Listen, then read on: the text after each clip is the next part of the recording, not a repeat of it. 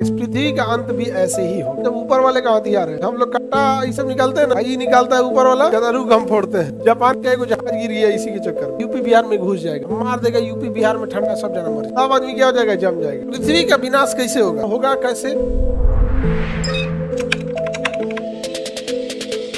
ध्यान से समझिए। आप लोग बचपन से अब तक आपको ये आइडिया लग गया होगा धीरे धीरे इतने साल के जीवन में कि दिसंबर और जनवरी भयानक ठंडा पड़ता है। ये अनुभव आपको कैसे पता चला? आपको लगभग ये पिताजी दादाजी से सुनते सुनते सुनते सब आपको आइडिया लगे। लेकिन यही अगर आपको ऑस्ट्रेलिया भी भेज दिया जाए, वहाँ कड़ाके की धूप हो रही है, इतनी भयानक ऑस्ट्रेलिया में धूप हो गई जिसका कोई हद हिसाब। तो जलवायु क्या है, उससे पहले आपको मौसम समझना पड़ेगा। मौसम दिन में ही कभी भी बदल सकता है। सुबह का मौसम कुछ और होगा, शाम का मौसम कुछ और होगा। अभी बाहर धूप नहीं निकल रहा है, 2 बजे हो सकता है एकदम कड़ाके की धूप निकल जाए। तो मौसम डेली होने वाले चेंजिंग को बताता है, समझ में गया? इसका कोई भरोसा नहीं कि सुबह क्या है शाम में क्या हो जाएगा। आज बारिश नहीं हो रही, कोई ठीक है, कल बारिश हो सकता है कि नहीं हो सकता, लेकिन कल लू चलेगा, कुछ हो जाए लू नहीं चलेगा, नहीं चल सकता कुछ भी। ठंडी कितनों गर्मी आ जाए, लेकिन ऐसा नहीं हो सकता कि कल आपको स्वेटर नहीं पहनना पड़े, कुछ भी हो सकता, लेकिन लू नहीं चलेगा। क्यों? क्योंकि आपने बहुत साल तक मौसम को कंटिन्यूअस नजर बनाते बनाते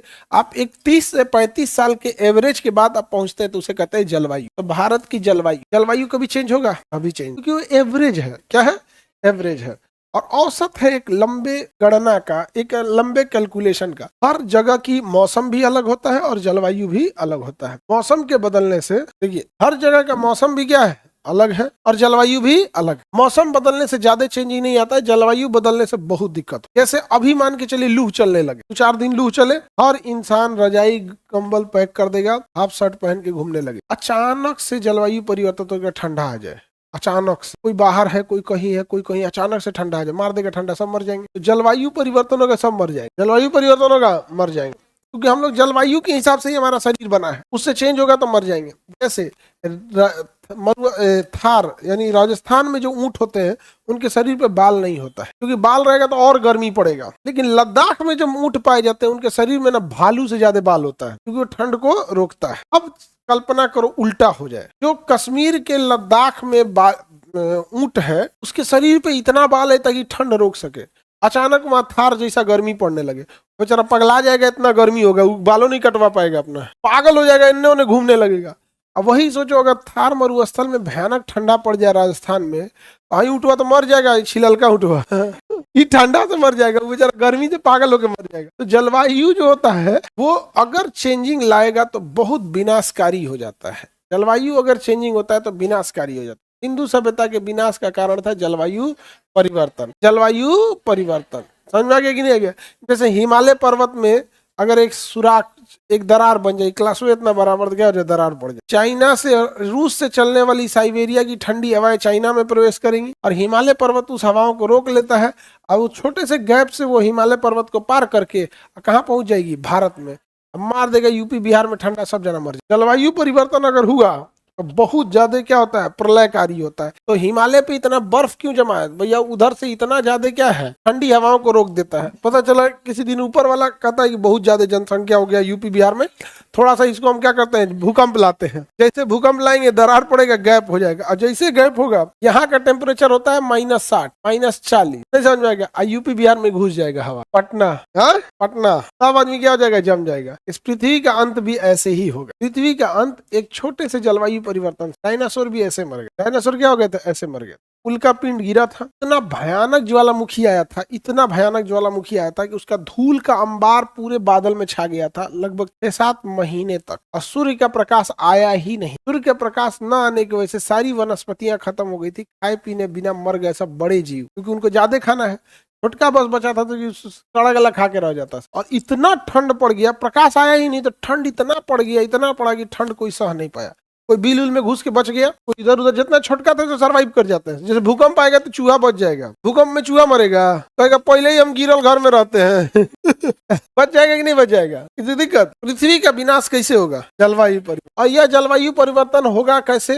तो या तो एक बहुत बड़े भूकंपीय दरार की वजह से होगा, या आसमान से कोई उल्का पिंड गिरेगा। समझ में आ गया कि नहीं आएगा? अब इन दोनों में से क्या एग्जैक्ट होगा, अभी हम ऊपर वाले से बात करके आपको बताएंगे, ठीक है, अगला बैच में।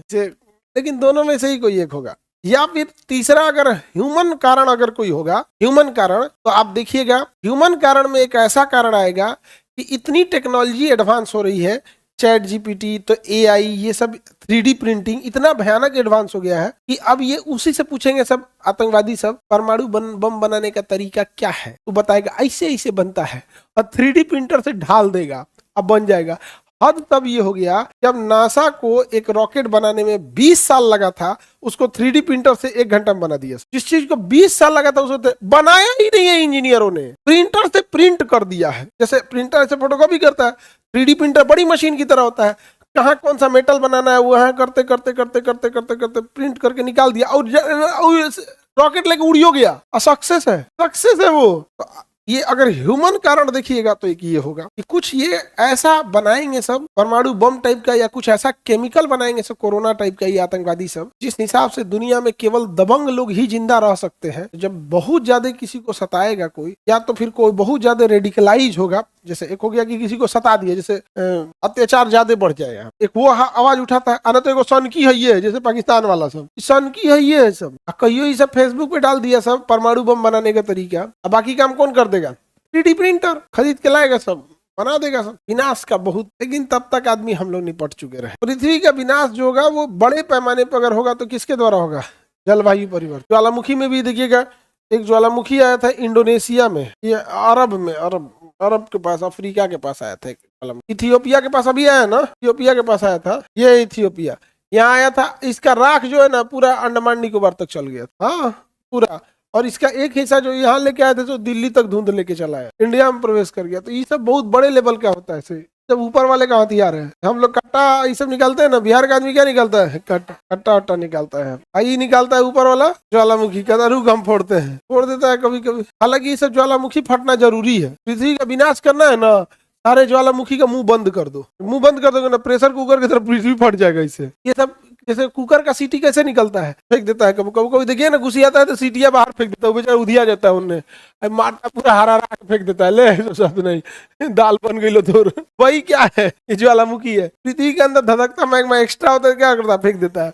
इससे घबराना नहीं चाहिए, फेंक दे। जापान का एक जहाज गिर गया इसी के चक्कर में, उड़ के जा रहा था, तले अगवा ज्वालामुखी फट गया। अब मान के चलो यहाँ फटा, इसे आई यहाँ पहुंच गया, यहाँ अभी जैसे पहुंचा तब तक वहां क्या हो गया, ज्वालामुखी पड़ गया था। रडार पे बता नहीं रहा था, रडार पे नहीं बता पाता है, क्योंकि ज्वालामुखी किरणों को क्या करता है? सोख लेता है, तो बता नहीं पा रहा था, इस वजह से बेचारा डिसबैलेंस हो गया। प्रकृति का तो अपना अपना रूल है।